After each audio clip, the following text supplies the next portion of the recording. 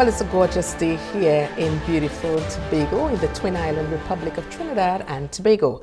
Welcome once again to the program, Transforming Lives One at a Time. I am your host, Dianne, of course, always happy to be in your space.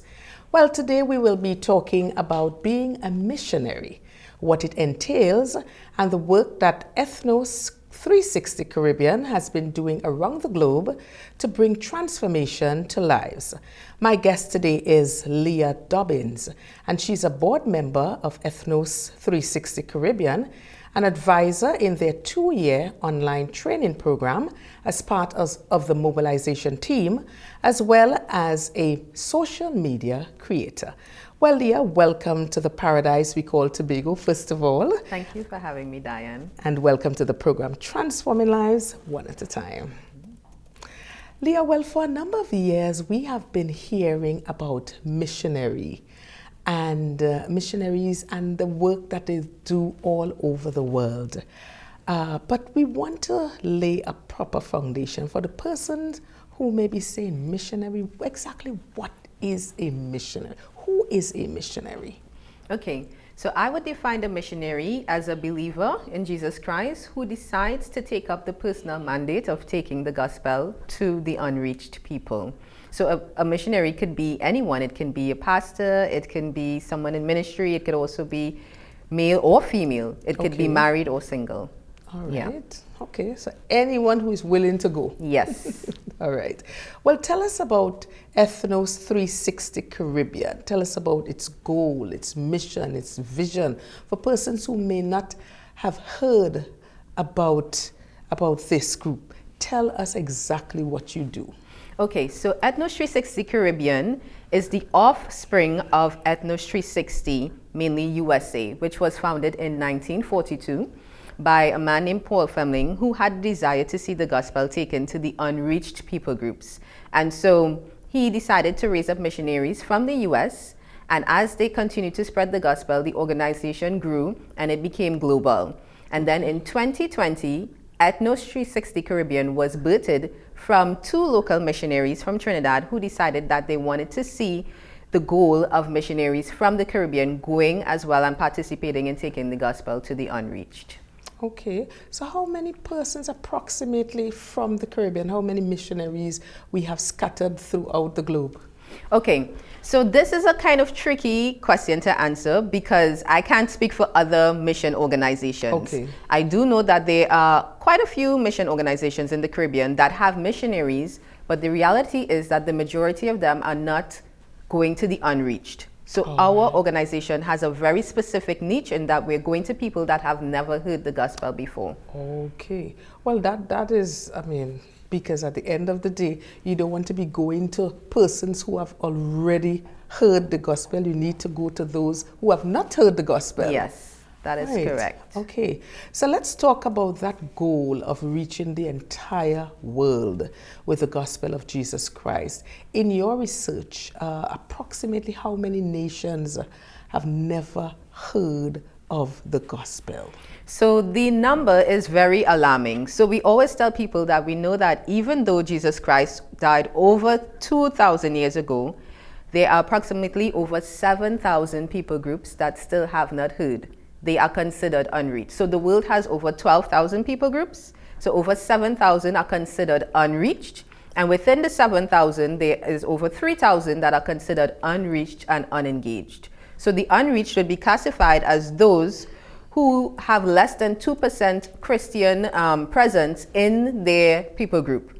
But the unreached and unengaged means that there is absolutely no access. There's no one with a plan to reach them with the gospel. There's no church. There's no Bible. There's nothing really there for them to even hear if they wanted to as well. So over 3,000 people groups. That's amazing. That's amazing. So what strategies have you implemented to close that gap? Okay, so with our organization, we have decided that we don't want to take the gospel to people that have the opportunity to hear, where they can walk down the street and they have a church. Okay. So we train our missionaries to be able to go into those regions. Mainly they are those that are very isolated or hard to access as well. So we train them specifically to go there and reach these peoples. And again, because they are unreached and unengaged, and they haven't had access to the gospel, they have never heard before, the method in which you train, you reach them is quite different in that you cannot just start off with teaching from the New Testament. Right. You have to go all the way back to the beginning for them to even understand where the Bible came from, the origins of Christianity, who God is. And so we train missionaries to go there, which means that they have to learn the local language, they have to learn the local culture, they also have to learn the tribal language and culture, they have to engage in Bible translation and teaching literacy. A lot of these people don't know how to read and write in their own language. There's community development projects that they need to do. So there's just a lot that we have to train missionaries to go into these very restricted and low access places to take the gospel to them. All right. Well, those are some key areas that you spoke about. And of course, we're going to speak about them more in depth a little later on in the program. Tell us about the recently concluded Wyoming. Yes. Yes. Wyoming, where persons from around the world were in attendance. I know Brazil, the US, and well, you will fill us in. They were in attendance in Tobago and of course in Trinidad. What was the response like, and what exactly is Wyoming? Yes. So people always ask, what does the word Wyoming even mean? Wyoming means to leave one place with a purpose and to go to another place to fulfill that specific purpose. Okay. And so with Wyoming, we are focusing on training people to leave this place where they are and to go to another place with a purpose. And for us, that purpose is to take the gospel to the unreached. So Wyoming is about people coming together and having a cross-cultural experience in the place right where they are. People talk about mission trips, right, but some people, they are too hesitant to go all the way overseas for the first time to experience what it means to learn a foreign language or culture. It might be intimidating. And so we decided to bring that right here to them so they don't even have to worry about stepping on a plane to get there. Okay. So Wyoming is made up of different missionaries who have lived all over in different countries and have ministered and done church planting.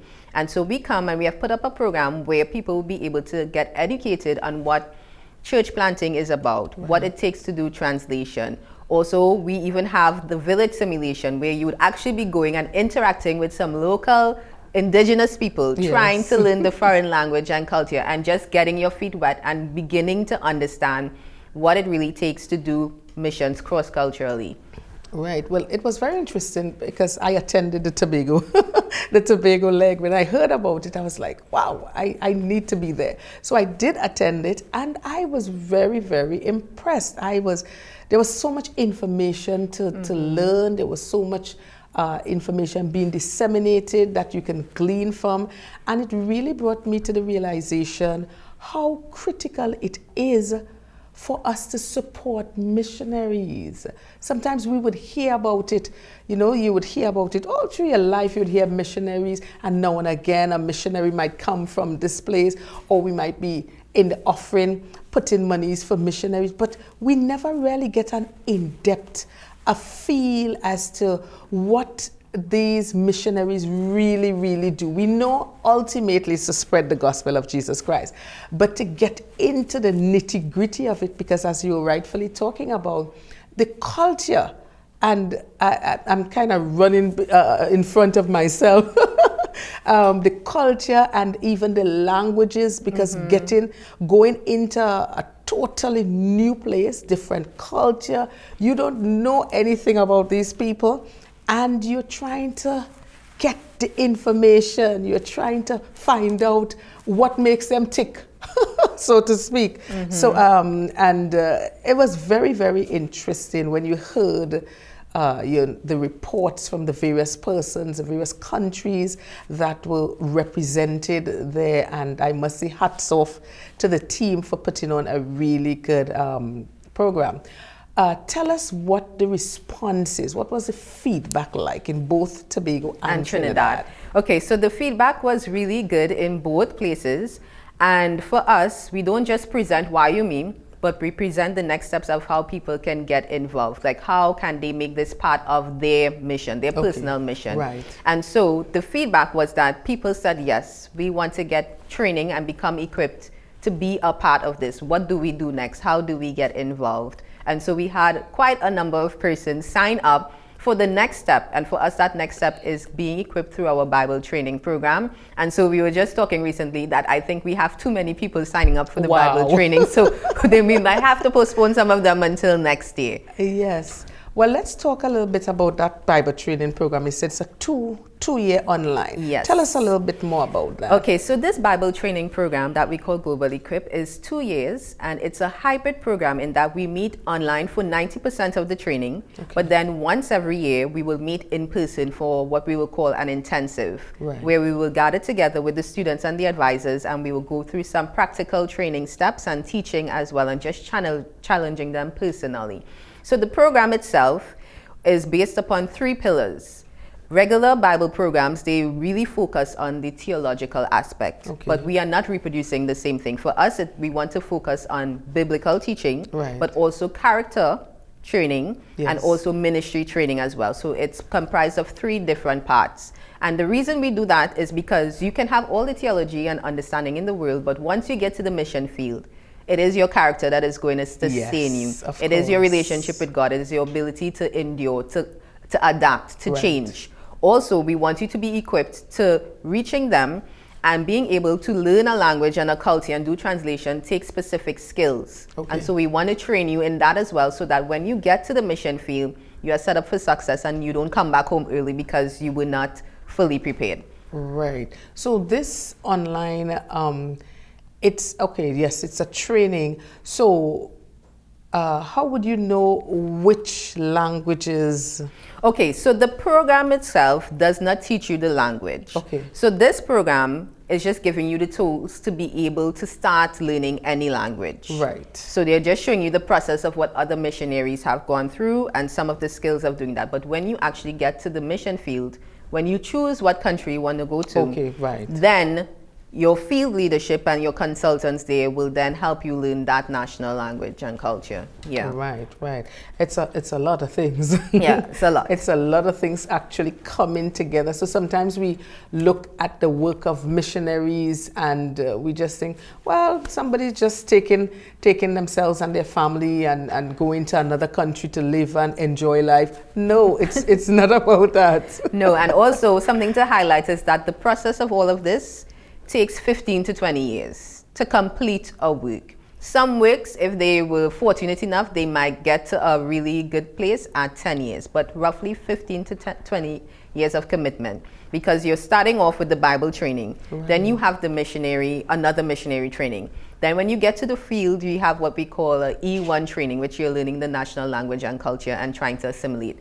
Then from there, then you have the tribal group. So then you move again and you have to learn another language and culture, and the tribal languages take longer than the national languages, so you can take about at least 4 years there. Then when you start to develop, if it doesn't have a written language, then you have to develop the orthography, you have to develop the alphabet, then you have to do translation. And then if the people can't read and write, then you also have to develop literacy materials first before you even start teaching them.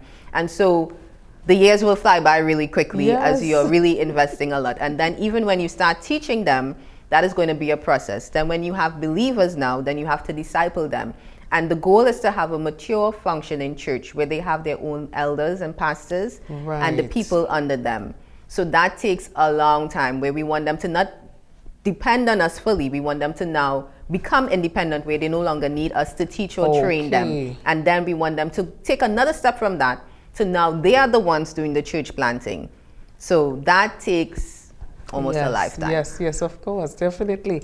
Well, I want you to tell our viewers just how important and crucial is the work of the missionary and what kind of impact the missionary has on transforming the lives of persons and communities. Okay, so the first thing I wanted to highlight there is that the gospel brings light into people's lives. So when we talk about salvation, we are offering them the free gift that God has given us so that they don't perish and go into eternal damnation, but they have eternal life. So that's understood. But then also the gospel brings light into the darkness and the dark ways that they have about them. So for example, in some people groups, they kill their firstborn child. The firstborn child is viewed as a spirit or a demon, so they might kill them. because they don't have an understanding of the sanctity of life or the value of life or the Right. presence of God. Yes. When missionaries come into that area and they begin to learn the language and culture, and the people begin to see how the missionaries, they don't live in fear, how they respect and love one another, they begin to see what makes them different. And as you continue to preach and to share the gospel with them, then they begin to realize, okay, the ways that we are living, the things that we are doing is not right. And then they might stop doing things like that. And so they are preserving life.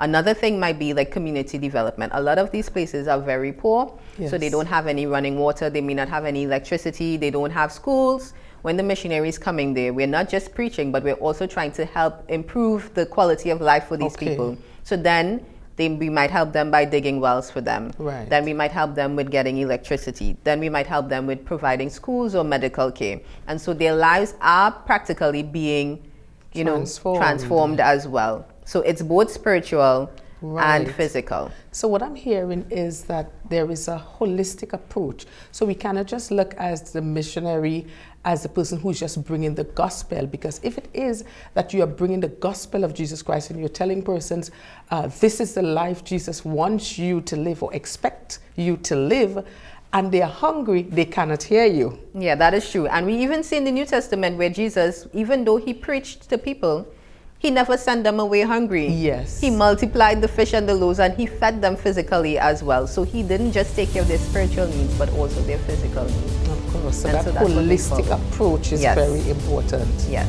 Yes. Well, at this time, we're going to take our first short break and we'll be right back. You're viewing Transforming Lives one at a time. Stay with us.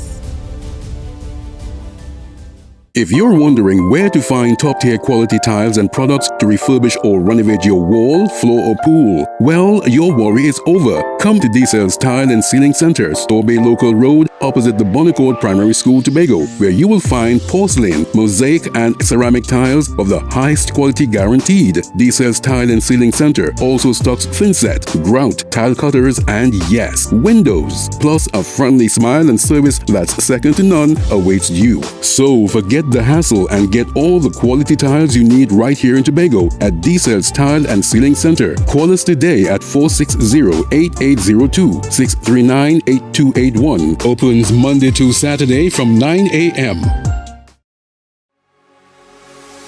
Powerlink Graphic Enterprise, Storby Local Road, Crown Point, Tobago, for a variety of quality printing products, including banners, posters, jerseys, flyers, and more.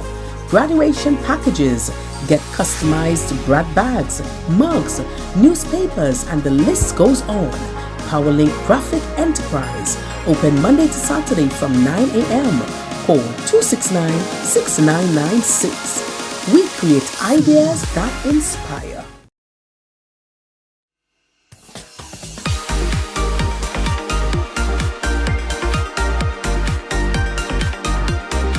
Hi, I am Dianne, host of Transforming Lives One at a Time, and I would like to introduce you to our brand new segment, Good Vibes, Good News. And this is where you have the opportunity to highlight your good news. You can send your 90 seconds video to our WhatsApp number 868-701-2099. That's 868-701-2099. Let's hear some of the good news that we never hear about. Good vibes, good news. Inspiring hope. Celebrating wins. Truly grateful. Welcome back to the program. Today we are talking about missionaries. And we have today as our guest, Leah Dobbin. All right, Leah, so for that individual who has the desire, or should I say a calling, I think it just may be a calling, to be a missionary, how do you go about bringing this to fruition with your organization? Okay, so for the people that we encounter that would love to be a part of missions, the first thing that we encourage them to do is to partner with your local church. Okay. We believe that missions isn't just an individual job. We Right. believe that God calls the entire church to be a part of taking this gospel. So making sure that your church is on board with what you're doing and supporting you as well. And then we would say the next step would be is to get training and to become equipped, because your ministry is only as good as what you know and the skills that you bring. So we'd encourage you to go to any Bible training. So whether it might be with us, with our online Bible training, or even the in-person trainings that we have at Bible schools, physical Bible schools in different countries, Yes. you get that. Then also invest in missionary training. And then from there, we can decide and discuss what country or region you feel like God might be calling you to. Okay. Well, I want us to talk about some of the churches in Trinidad and Tobago and what has been the response and what you would like to see to these churches. Well, I mean, we now living in a global village, but we're talking about Trinidad and Tobago and, of course, the wider Caribbean. What message would you like to send to the churches? Okay. So traditionally, I think in the Caribbean, we have been so accustomed to receiving missionaries and external help that has sort of made us comfortable in terms of not feeling the desire and the passion to go out. Yes. And so my challenge to the church is that we have received enough. We have been fed enough. And now it is time for us to take up our mantle in the global stage of taking the gospel to the unreached. And to also recognize that this job is not an individual where one person from a church stands up and says, God is calling me, and then they just go off. Okay. But that we all need to be involved in supporting one another. The Bible tells us so much that we are all a part of the body. Like we are different members, Yes. but of the same one body. And so reaching the unreached takes all the members of the body to see that goal accomplished. So when people think of missionaries, they think of only the person who's learning the language and translation. Yes. But you need support missionaries. You need people that will be buying supplies for the missionaries. You need people who will be doing bookkeeping. You need people that would be praying. You need people that would be going. You need people that will be doing member care, making sure that the missionary is emotionally stable and well and healthy. Right. You need people that would be counseling. You need pastors encouraging people to give as well. So I am challenging the churches to take up the mantle of taking this gospel to the unreached by supporting the missionaries in your church, by being there, by being a rock for them, so that they know that when they come back home from the field, they are not on their own, but they have a safe place to process. They have Yes. believers that have been cheering them on and encouraging them. And also to remember that the reward for this job is not just the missionary. God is going to be rewarding all of us for the part that we played to contributing. And so no contribution is too small. Even just praying for someone daily, God is going to see that faithfulness and reward you the same reward that the missionary who took the steps to go there Yes. did as well. Yes, yes. A little later on in the program, we're going to talk about some other areas that you just touched on there. But I want us to talk about some of the realities and challenges that missionaries may and will encounter from time to time. Of course, I know there are many because, as you rightfully said, they're going into new territory. You've never been there before. Culture, so many different things. And of course, taking into consideration that in many instances, families would go on the mission field together. Yes. Husband, wife, sometimes a baby, 6 months, 7 months, and their other children are born on the mission field. Yes. Let's talk about some of those realities. Okay, so the reality is, as a missionary, is that you need to be mentally prepared to understand that you are making a sacrifice. Going on the mission field is not going on a vacation as people think. You're actually going to work. And work includes building relationships with people that don't think the same as the way as you. They don't speak the same language as you. They don't view life. They have a different worldview of life. And so you as a missionary, when you go there, you are challenged to become something that you are not. Okay. So you leave your home country as yourself. But once you get there, you are now going to become a different person. You are going to change in your character. You're going to change in the way you view life. You're going to change in the way you speak. You're going to change in the way of how you do things. So learning language is very challenging. Spending over 4 hours every day studying the language and then trying to speak to people, being made fun of because you're saying things with a foreign accent, you're saying the wrong words, you're not putting it together. Being a missionary is like when you go overseas there, it's like you become a child all over again. Right. You're put in a child space and now you have to start over learning what life means in this culture. Cultures in different countries are totally different, and so you now have to be stripped of your position that you had before, the Yes. security that you had before, the way how people may have admired you. All of that is lost, and you start over. So that's the first challenge of becoming a child again. Yes. Another challenge is that the things that you felt were comfortable back in your home country, you no longer have those things. So the foods that you like to eat, the Right. music that you like to listen to, Yes. even the hours that you probably would have liked to stay out and lime, as we say in Trinidad. Yes. Some of those things have to be taken away and sacrificed to reach these people, even the way you dress. So like even living in West Africa, having to now wear my head covered with a scarf every single day, having to wear skirts down to the floor every single day. Right. You have to give up those freedoms for the goal that you are reaching. And it takes a lot of mental strength to endure this and to say that, you know, the goal that I have here is more important than my personal likes, my personal desires, and I'm willing to forego those things. Even with families that go with children, they have the additional risk of now there is limited medical health care here. Yes. So if we get sick, then we have to be prepared that maybe we might not be able to get all the necessary help that we need. And so we have to be prepared in our minds that maybe we might end up dying here. I know I got malaria one time and it was really bad when I was over there. But that is part of the sacrifice and the cost of going there as well.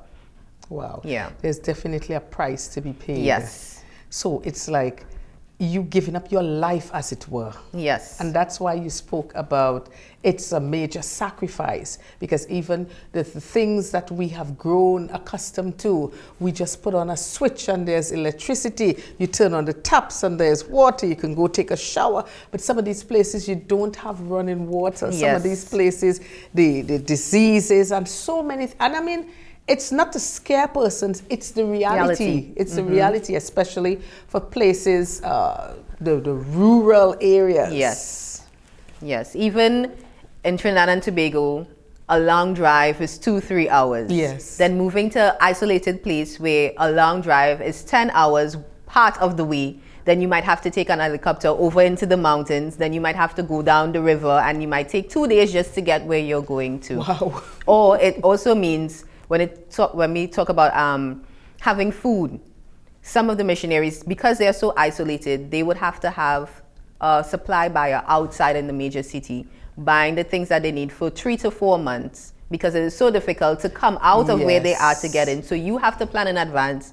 What do we need? And if we forget something, then the next 4 months we can't run to a grocery anyway. There's no grocery to go to have any of that. So all of those things are the sacrifices and the inconveniences you might have to go through. Yes, so we cannot, by the stretch of our imagination, take missionaries and the work that is being done by missionaries for granted, or as something easy that they will give up. Because I know many of us, we're not prepared to give up the finer things of life for the gospel. Yes. I mean, we say it, we're gonna, because sometimes some persons are called on the mission field, but some are, as you rightfully said, there are so many other needs that other persons could be praying, they can be supporting, they could be sending, love offerings and stuff to be able to ensure that there is always food on the table for our missionaries. Yes. So I don't think we can talk about that enough in terms of the needs, because one thing is for certain, and we are just starting the conversation, there is a need. Because when you look at in terms of the kind of figures that you're talking about of the unreached persons, there is definitely a need. Yes. Well, I want us to also talk about missionaries interacting with persons of diverse culture. I want us to go in a little bit more about that, the language barrier and the adjustment kind of period. Well, as you said, it takes some time, years, to be able to adjust. So let's talk a little bit more about that. Okay, so I would say throughout your missionary journey, there are different key stages that you go through. So when you get to the mission field, the first couple weeks, everything is going to seem amazing because it's new and you have the excitement that I'm coming here to do this. Yes. After a couple months, the reality steps in that this is now my new life and I don't just get to hop back on a plane. So I know with our organization, when I was overseas, the first year, you were not allowed to travel anywhere and to leave the mission field because they knew Once you left, you were not coming back. You were not coming back. So you weren't allowed to leave, and people weren't allowed to come and visit you. Okay. Because you need to go through that wrestling phase of, okay, this is real. Yeah. I'm really here, and I really don't have these comforts anymore. And I really now need to adapt and to now incorporate the local things into my life and survive that way. So then you have the first year. You're also beginning to learn the language. And as you increase in your language capabilities, you will increase in your relationships. Because relationships is about communication. Of course. And about understanding the culture as well. So the more you increase, is the deeper relationships you have. And so you begin to gradually let go of your dependency of the former relationships you had in your home culture and begin to rely and depend on those people there as your new friend circle, as your new support. Wow. And both of you are learning each other. You're beginning to understand each other's culture. And so you're going to be wrestling. And so I always say, thank God for the local people that are patient enough to help us understand and to be forgiving when we make very huge cultural blunders and mistakes as well. I know I've made some. And they understand that, you know, they are learning and they're patient and they tell us the truth and they correct us so that we don't fall flat on our face every time. So by 2 years now, you should have begin to kind of acclimatize and to find a new normal. By 5 years, you are more settled, you are more capable, you can travel different places, you can, you know, hang out, you are able to spot, okay, this might be belonging to this particular people group, this is for this people group. Because again, each country could have several people groups. So you're beginning to see recognize the facial differences, recognize the linguistic differences as well, recognize the unique aspects of the cultures for each people group. By 10 years now, you should be good. 10 years, you're saying? Yes, by 10 years, when you're coming up to that 10 mark now, you should be solidified now, where you are not shaken from every little tragedy that you have. You're not really running off to go back home. Within I would say the 2 to 5 year mark, that is the crucial areas where people give up easily and they go back home. I think they have like about almost a 50% rate of between that time span where people leave the mission field. But once you cross over that now, you're a little more stable and reliable in terms of being there. Wow.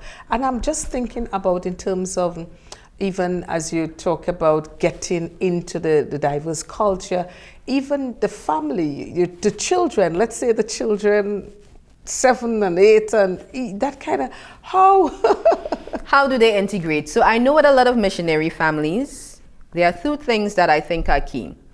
Kids are kids. So anytime a kid sees a kid, they are willing to play, they're willing to hang out, and children actually are able to pick up the language much more easier once they are younger. But the second thing is that the parents, they directly impact how the children are able to integrate. So if, say for instance, the parents, they are the ones that are apprehensive about the people, they are fearful, they would directly impact their kids' ability to feel safe enough to go out and to explore. But if the parents have conditioned the kids that this is amazing, these are not bad people, these are people that we are trying to reach, go out and meet them, you would see that the kids would flourish and they would actually learn the language faster than the parents, and they'll be able to come back and actually help the parents as well in language. So kids, they adapt based upon how you condition them to view what they are experiencing there overseas.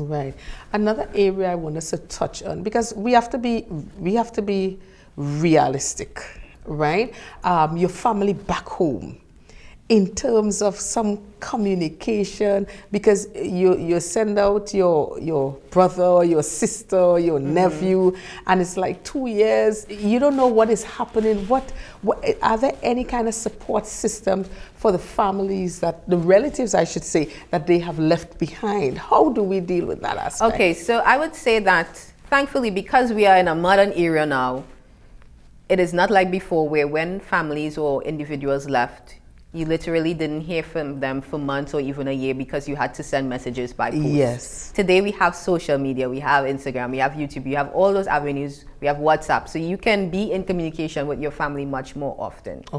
So it's not as though you have left and you are now dead because they don't see you anymore.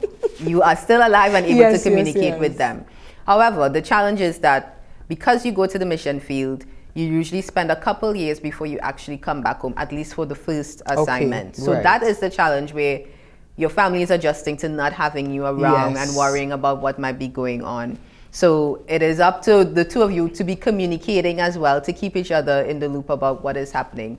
But I think as long as there is some level of communication there, they would work through it. And I would also say that families also need to recognize that they play an important role in the success of missionaries. Yes. Because there are a lot of families that they are so fearful of their loved ones going across that they almost guilt them into feeling that they shouldn't stay Yes, there. yes. And then you see people never go to the mission field because their families were Right, too fearful. yes. Or they go and they come back sooner because their families didn't think that it was good for them to be there.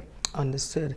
Well, earlier we spoke about how the churches and can be able to make impact, to be able to contribute to missionaries. I know it's not possible for everyone to go, and we would have spoken about that, but how can individuals who are not missionaries, individuals, communities, and of course the churches at large, support the work of the missionaries? So how can they still be impactful? Because you want to get the gospel of Jesus Christ out to those who have not heard. I may not be able to go, but how can I support? Okay, so that's a really good question. Missionaries, they go through a lot of isolation, right?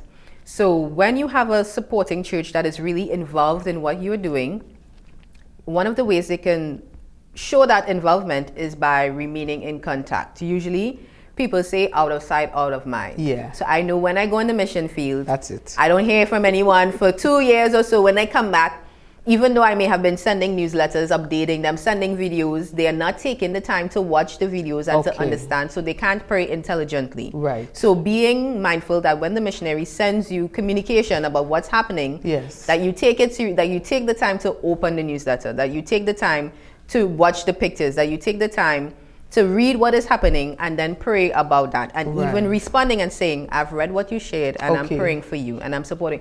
That makes a huge difference than not hearing anything. Yes. Also, making sure that when the missionary comes home, that people are there to support their integration back in. So we talk about culture shock when you go. Yes. But when there's you also, come back, there's yeah. culture shock when you come back as well. And so you need a space where people can understand that you are not fully yourself and you need some time to readjust to being back home. Correct. And people that will be willing to understand and to support you, or to take you to the grocery, or to catch you up on what has changed in your country. Yes. Because so many things can be changed. Stores that were open when you left, they are no longer there. New brands, and it's just like disorienting for you as well. And Yes. so having people fill you in on what has changed, fill you in on the updates, and just help you reintegrate back into society. Your Right. church can help you with that. Yes, yes, yes. All right. Well, at this time, we're going to take our second short break. I tell you, the time is going too quickly today. But we'll be right back. You're viewing Transforming Lives One at a Time. We're talking about missionaries. If you're wondering where to find top-tier quality tiles and products to refurbish or renovate your wall, floor, or pool, well, your worry is over. Come to DCell's Tile and Ceiling Center, Tobago Local Road, opposite the Bonnecourt Primary School, Tobago, where you will find porcelain, mosaic, and ceramic tiles of the highest quality guaranteed. DCell's Tile and Ceiling Center also stocks thinset, grout, tile cutters, and yes, windows. Plus, a friendly smile and service that's second to none awaits you. So forget the hassle and get all the quality tiles you need right here in Tobago at DCell's Tile and Ceiling Center. Call us today at 460-8802, 639-8281. Opens Monday to Saturday from 9 a.m. Powerlink Graphic Enterprise, Tobago Local Road, Crown Point, Tobago, for a variety of quality printing products, including banners, posters, jerseys, flyers, and more.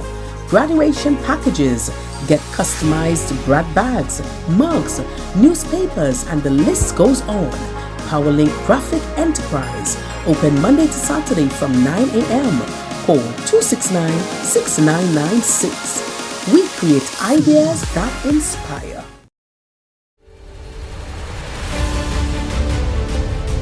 Welcome back to the program. Leah, I want us to touch on volunteerism and some of the skills and talents needed for both the mission field and, of course, the engine room where everything happens. Because, you know, sometimes we think missionary and we just think, okay, we have in these persons, they are well trained and they're going out, but then there's the engine room to keep things. So let's talk a little bit about that and tell us about that engine room. Okay, so that engine room really is what it is. It is what keeps the machine running. Yeah. And so as a missionary, we would not be able to do what we're doing on the field if we did not have support workers. And so we need people that are doing finance, that are able to balance the books for us, that are able to get funds from one country to the other for us. Without that, we would have no money. Okay. We need people that are able to do IT, to help in technology. A lot of missionaries, they probably don't know how to do their prayer cards. They don't know how to send out updates with videos. We need people that are into that can edit stuff for us and send it back to our churches. We also need people like homeschool teachers. When you're in an isolated area where there is no schools, the amount of time that it takes you to homeschool your kids at home is time that you could be spending in the village learning the language and culture. And so we often accept people that come as volunteers and they stay for a year or so and they homeschool the kids so that the missionaries can invest the greatest amount of time with the people. We also need people that are able to be mechanics. Like the cars are always shutting down, there's things to repair. As a missionary, if you spend time trying to do all of that, then you're losing time from the work. So we need people that are able to do, you know, fixing things, doing electrical, even house building. Some of the places that we live, you have to build your house to be able to live out there. So we need people that actually are skilled in building houses. The list goes on, but you don't have to be a missionary only under the context of I'm doing Bible translation and Bible teaching. But there are so many support roles that you can be filling with that. Okay, so I was just thinking about like carpenters. Yes. So they could say, well, okay, you know what? I'm going to volunteer to go to this country for 2 months and build some houses or do some repair work. So sometimes we think it's all about going a nation or a country as a missionary and spending 10 or 15 years. And that could sometimes scare persons. We have to be real. That could sometimes scare persons. But if you have a talent and you want to volunteer and you want to be a part of the people that are actually impacting lives and transforming lives, you can decide, I'm going to take a month off from my job here in Trinidad and Tobago, and I'm going to go and build a couple houses. Yes, so if you have a missionary from your church that is serving overseas, part of the church's responsibility is to ask the individuals or the teams, what do you need right now? What practical ways can we help you? So sometimes the missionary would say, well, we'd like to build a school for the village. Can you send a team over to build a school? Or we'd like, you know, a well to be dug. Can you come and do that? Or we'd like to teach the villagers how to, you know, do bread making. If you're good, could you come and help us do that? Or jewelry making. There's a vast array of opportunities where people can come and help. So tell us about the educational drive. Because I know you would more focus on the churches more in terms of getting these kinds of information out. I mean, I know this is a tool of getting the information out, but what else? Is it like you have like a monthly newsletter taken to churches throughout the Caribbean, updating them on what is happening, telling them how they can be involved, that kind of thing? Let's talk about that. Okay, so we also have a mobilization team, but because Ethnos 360 Caribbean specifically has only started in 2020, we're still developing and trying to get more personnel on board to help us visit the various Caribbean islands. So last year we were able to visit one of those islands that had a Caribbean conference with people from the different islands, and so we were able to present to them about Ethnos Caribbean. We also have a monthly prayer newsletter, so we send that out via social media as well, so individuals can be praying for the various needs as well. And then we try to promote on social media, so on Instagram and Facebook, where we're now trying to build up a following so the word can get out. Even if there are opportunities that arise to go to specific schools like secondary and university as well, to also share, because that generation is the future generation of missions. And so we want to reach and target those young adults. Of course. I want to give you the opportunity because, as I said, the time is running too quickly today. I want to give you the opportunity to make a call to individuals, because sometimes we look at just the churches, But sometimes there may be individuals, there may be persons within our communities that have a heart and a passion, and they want to see things happen for others. They want to see a life transformed or impacted. How can the average man on the street get involved? I want you to make a call. Tell them how they can get involved. They want to volunteer. They want to volunteer their time, maybe their resources, their finances. How can they be a part of it? And of course, to encourage the church. We spoke on it just a little earlier, but to encourage the church to be more intentional about the work and the support of missionaries, to make a more concerted effort to ensure that their church is more involved and is taking the work of the missionary much more serious. Yes. So I definitely start off with the church.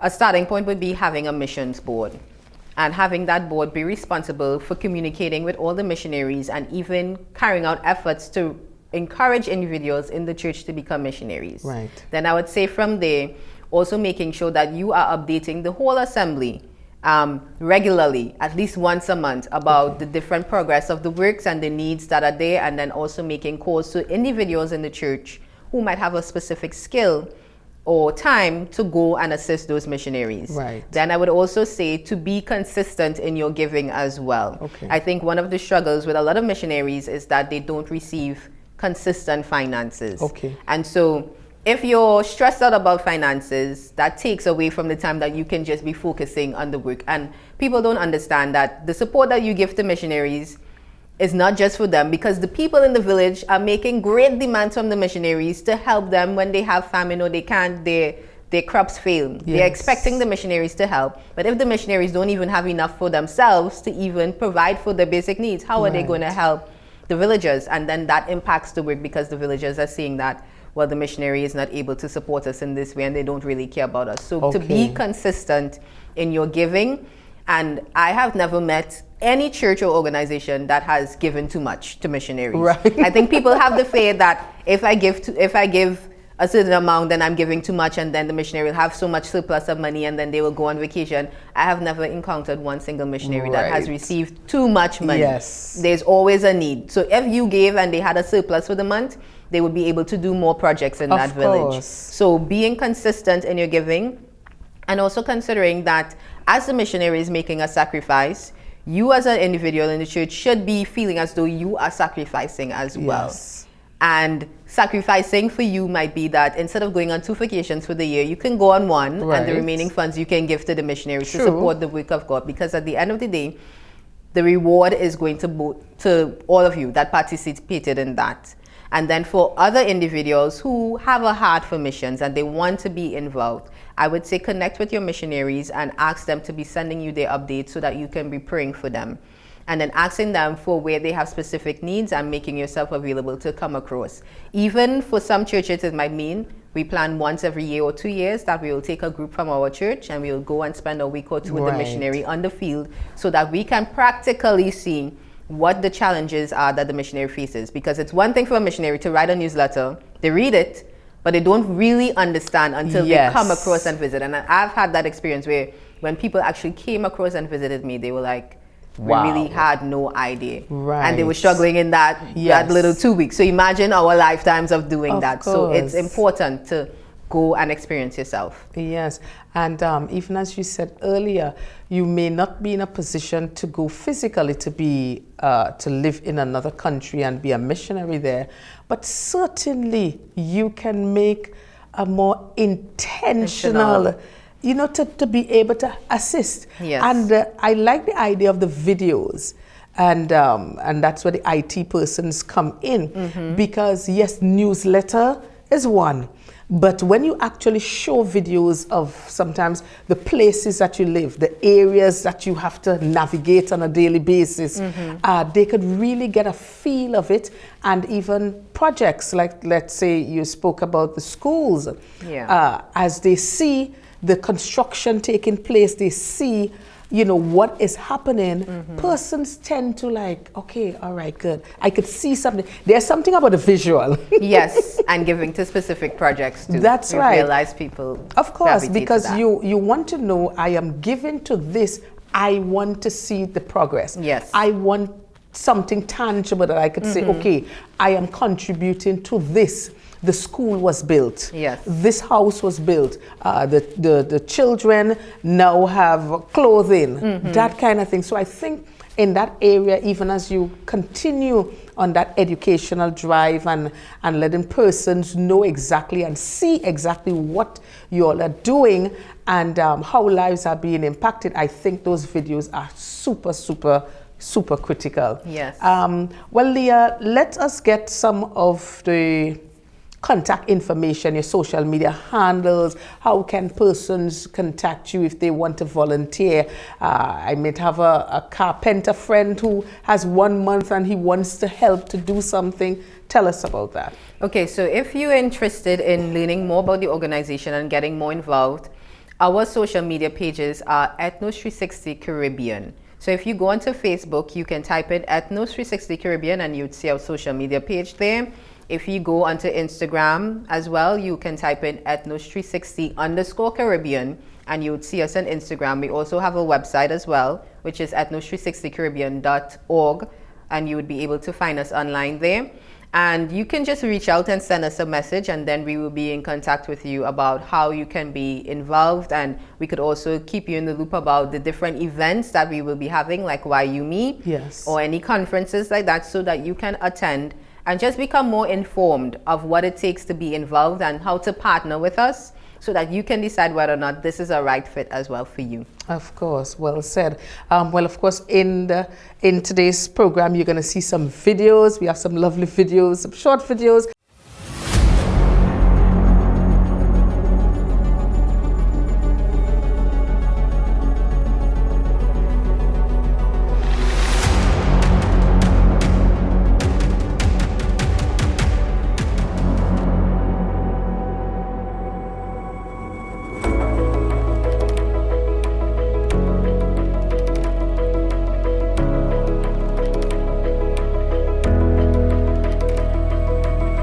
YUME for me has been such a beautiful experience in that it has given me the opportunity to step onto the mission field while being right here in Trinidad and Tobago. The opportunity to be exposed to the languages of the tribes as well as a bit of the culture has given me an opportunity to get a taste of what to expect when I'm on the mission field.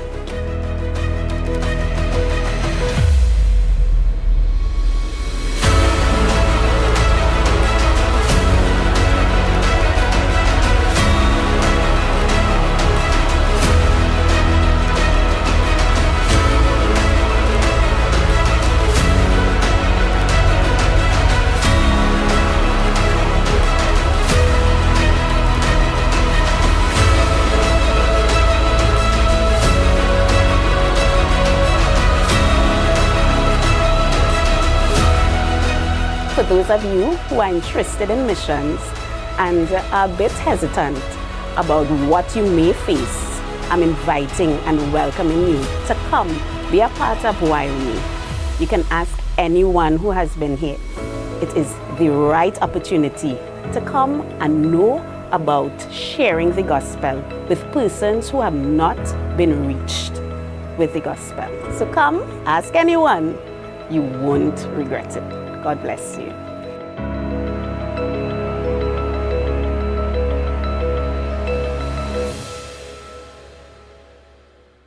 That was YUME? YUME, Right, yes. YUME Trinidad, and hopefully we should get some more videos so we could be able to include in the program. Well, Leah, I want to give you the opportunity to highlight an area that maybe we did not discuss, or probably an area that you think you can reiterate that you would really want to resonate with our viewers. Okay, I would say for my viewers that you are needed and you are a part, and people really underestimate what happens when missionaries come back from the field. When you think about, say for instance, a missionary leaves West Africa and they go to the US first because they need to talk to their supporting churches. They would need a place to stay. A simple thing as being hospitable to that missionary, offering them a room to stay, because hotels cost a lot of money. Yes. So even offering them a meal as well, so that they're not stressed out coming back from the field, trying to waste finances on room and lodging. Okay. That is necessary. That is needed. A simple thing as reintegrating back and helping them set up a new phone number, because oftentimes when you travel, you could lose your phone number. I've had so many phone numbers over the years. Yes. Losing your phone number, having to get a phone that works over here as well. Simple thing like that would be helpful. Even as they're serving overseas, sending them a card saying, we're thinking about you and we're praying for you. Right. At Christmas, at major holidays. Yes. That lets them know that they are not alone and that this is a partnership. So just making sure that even though you feel you cannot go, you can still participate and contribute by allowing the missionary to feel as though they have a support base behind them that is cheering them on and that is willing to support and partner in any way that they need. Of course. Well said. Well, one thing I can take away, and I think all of our viewers can take away from this interview, is that there is a lot of work to be done. There is a lot of ground to cover, and we all have to work together, all hands on deck. Everyone needed to ensure that the gospel of Jesus Christ is spread abroad to all and sundry. That's the mandate. That's the mandate. Well, Leah, I want to take the opportunity to thank you so much for so competently handling this topic today, as we dealt extensively about missionary and the work that the missionary does throughout the globe. And we don't take missionaries and our missionaries for granted. We know a lot of sacrifice is made. We know a lot of things that you wanted to do. Sometimes you leave your family undone. Sometimes you leave certain things. You leave your house undone in order to help someone else for the greater good.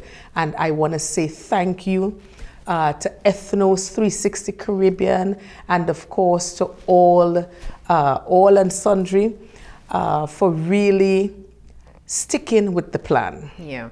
You know, so just in case no one else told you today, we appreciate your commitment.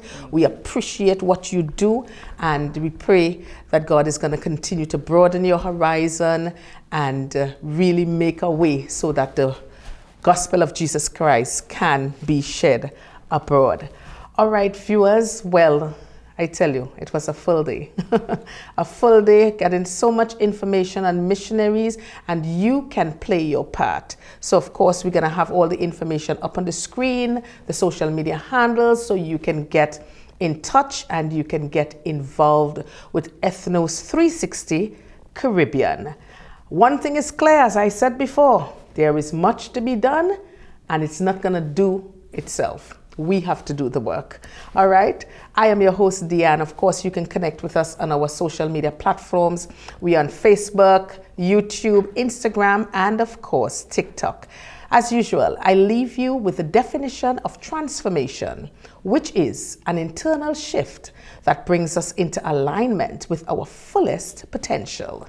Hey, we've got this. See you next time. I leave you with sceneries of beautiful Tobago.